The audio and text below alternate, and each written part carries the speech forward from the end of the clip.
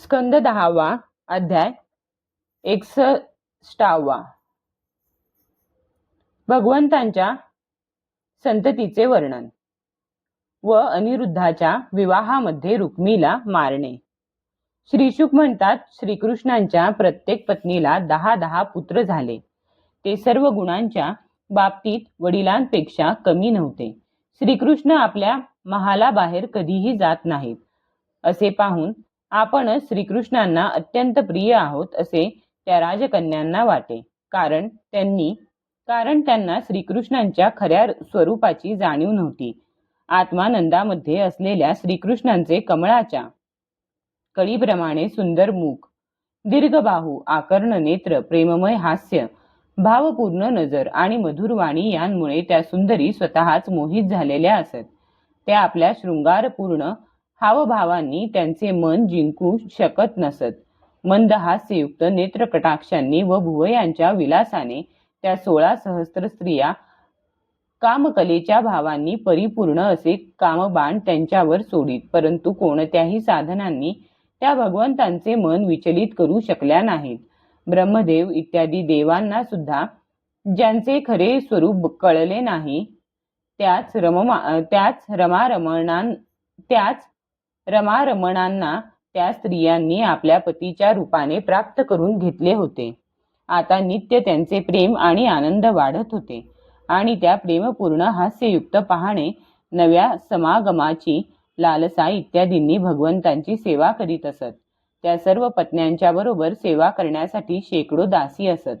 तरी सुद्धा जेव्हा त्यांच्या महालात भगवान येत तेव्हा त्या स्वतः पुढे होऊन त्यांचे स्वागत करीत, श्रेष्ठ आसनावर बसवीत, उत्तम सामग्रीने त्यांची पूजा करीत, चरणकमले धूत, विडा देत, पाय चेपून त्यांचा थकवा दूर करीत, पंख्याने वारा घालीत, सुवासिक चंदन इत्यादी लावीत, फुलांचे हार गळ्यात घालीत, केस विंचरीत, झोपवीत, स्नान घालीत आणि अनेक प्रकारच्या पदार्थांचे भोजन करून स्वतः भगवंतांची सेवा करीत। श्रीकृष्णांच्या प्रत्येक पत्नीला 10 पुत्र होते, हे मी सांगितलेच आहे।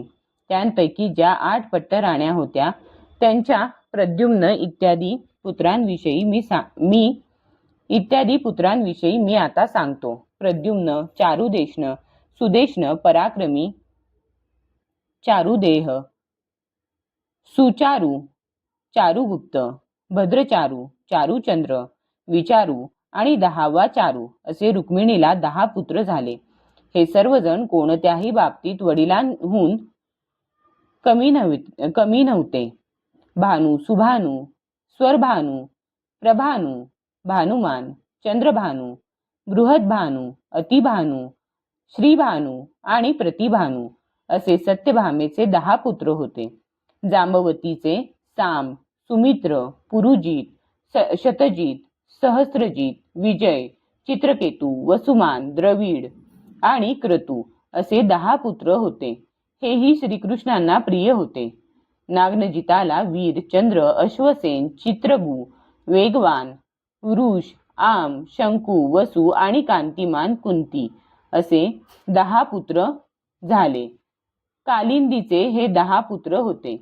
दूत, कवी, ऋष, वीर, सुबाहू, भद्र, शांती, दर्श, पूर्णमास आणि धाकटा सोमक।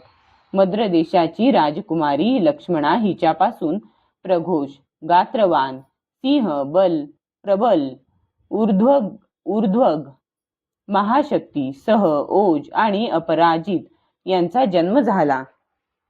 मित्रविंदेचे वृक, हर्ष, अनिल, गृध्र, वर्धन, अनाद्य, महाश, पावन, वन्ही आणि क्षुधी हे पुत्र होते। भद्रेचे संग्रामजित, बृहत्सेन, शूर, प्रहरण, अरिजित, जय, सुभद्र, वाम, आयु आणि सत्यक हे पुत्र होते। या पट्टराण्यांव्यतिरिक्त भगवंतांच्या रोहिणी इत्यादी आणखीही 16,100 पत्न्या होत्या। त्यांचे दीप्तिमान, ताम्रतप्त इत्यादी पुत्र होते। प्रद्युम्नाचा भोजकट, नगरात राहणाऱ्या रुक्मीची कन्या रुक्मवती हिच्याशी विवाह झाला होता। तिच्यापासून बलशाली अनिरुद्धाचा जन्म झाला. परीक्षिता श्रीकृष्णांच्या मुलांच्या 16,108 माता होत्या, म्हणून त्यांच्या पुत्रपौत्रांची संख्या कोट्यवधी झाली. राजाने विचारले, हे विद्वन, भगवान श्रीकृष्णांनी रणभूमीवर रुक्मीचा पराभव केला होता, त्यामुळे तो श्रीकृष्णांना मारण्यासाठी संधीची वाट पाहत होता. अशा स्थितीत त्याने आपली कन्या शत्रूच्या मुलाला कशी दिली? या दोन शत्रूंमध्ये पुन्हा परस्पर वैवाहिक संबंध कसा जुळून आला? कारण योगीजन भूत, भविष्य आणि वर्तमान काळ इंद्रियातील पुष्कळ लांबच्या किंवा एखाद्या अडथळ्यामुळे न दिसणाऱ्या गोष्टी सुद्धा प्रत्यक्ष पाहत असतात. श्रीशुक म्हणतात, प्रद्युम्न मूर्तिमंत कामदेव होता. त्याला रुक्मिवतीचे स्वयंवरामध्ये स्वतःच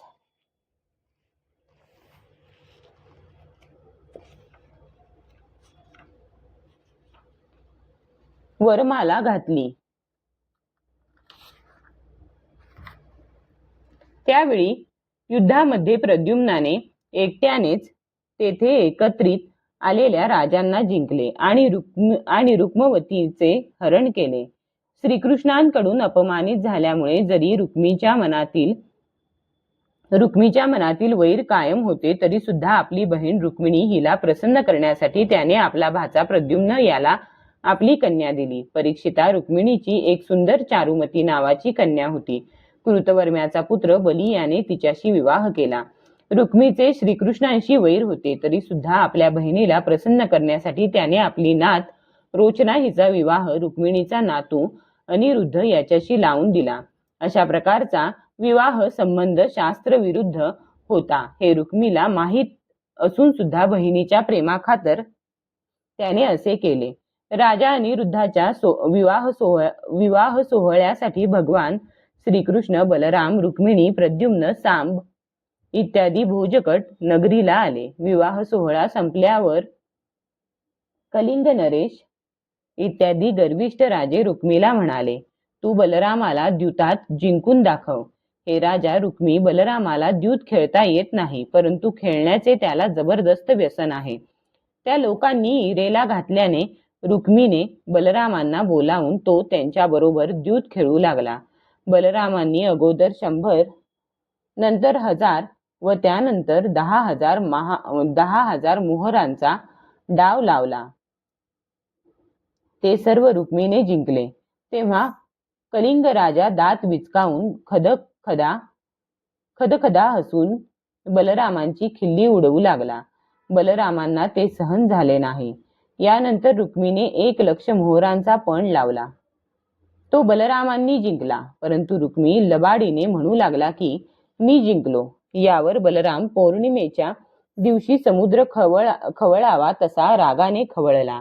त्याचे डोळे स्वभावातच लाल होते. क्रोधामुळे ते आणखीच लाल झाले. आता त्यांनी 10 कोटी मोहरांचा पण लावला. यावेळी सुद्धा द्यूताच्या नियमानुसार बलरामाचाच जय झाला, परंतु रुक्मीने कपटाने म्हटले, मी जिंकलो. या विषयातील तज्ञ याचा निर्णय करू देत. त्यावेळी आकाशवाणी झाली की नियमानुसार बलरामांनीच हा डाव जिंकला आहे. रुक्मी खोटे बोलतो. यावेळी रुक्मीचा मृत्यू जवळ आला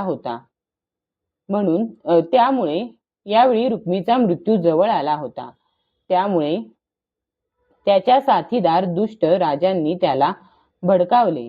तेव्हा त्याने आकाशवाणीने लक्ष न देता बलरामाची खिल्ली उडवीत म्हटले, तुम्ही वनात भटकणारे गवळी, द्यूतातले तुम्हाला काय कळणार? फाशांनी आणि बाणांनी फक्त राजे लोकांनीच खेळावे, तुम्ही नव्हे. रुक्मीने असा अपमान केल्यामुळे आणि राजे लोकांनी चेष्टा केल्यामुळे बलरामांनी क्रोधाने एका लोखंडी काटे लावलेल्या सोट्याने त्या विवाह मंडल सभेतच रुक्मीला ठार केले. जो कलिंग नरेश अगोदर दात विचकावून हसत होता, तो आता तेथून निसटला. परंतु बलरामांनी 10 पावलांवरच त्याला गाठून क्रोधाने त्याचे दात पाडून टाकले. बलरामांनी त्याच सोट्याने दुसऱ्या राजांचेही हात, मांड्या, मस्तके इत्यादी तोडून टाकली. रक्ताने माखलेले ते भयभीत होऊन तेथून पळू लागले. परीक्षिता, श्रीकृष्णांनी विचार केला की बलरामांची प्रशंसा केली तर रुक्मिणी परीक्षिता, श्रीकृष्णांनी विचार केला की बलरामांची प्रशंसा केली तर रुक्मिणी रागावेल आणि हे वाईट केले असे म्हटले तर बलराम रागावेल. म्हणून आपला मेहुणा रुक्मी याच्या मृत्यूबद्दल ते चांगले अगर वाईट काहीच बोलले नाहीत. यानंतर अनिरुद्धाचा विवाह आणि शत्रूचा वध ही दोन्ही कामे पूर्ण करून भगवंतांचे आश्रित बलराम इत्यादी यादव नवविवाहिता रोचना हिच्यासह अनिरुद्धाला श्रेष्ठ रथात बसवून भोजकट नगरातून द्वारकापुरीला निघून आले.